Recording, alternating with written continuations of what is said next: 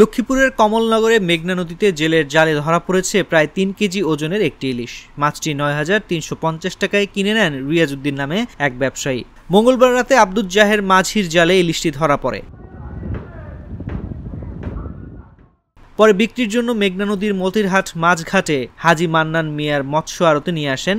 সেখানে প্রথমে ৭,০০০ টাকা দাম ওঠে, পরে সর্বোচ্চ ৯,৩৫০ টাকা ইলিশটি বিক্রি হয়।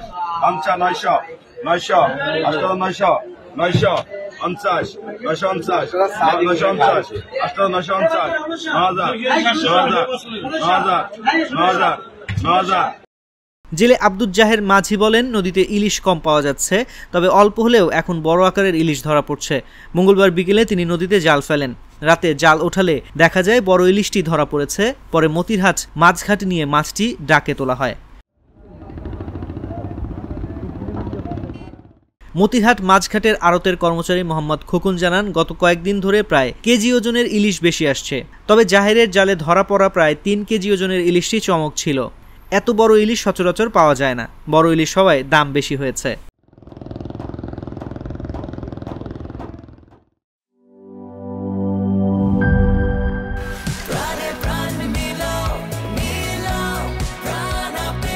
প্রাণ আপের রিফ্রেশিং স্বাদে প্রাণে প্রাণ মিলাও।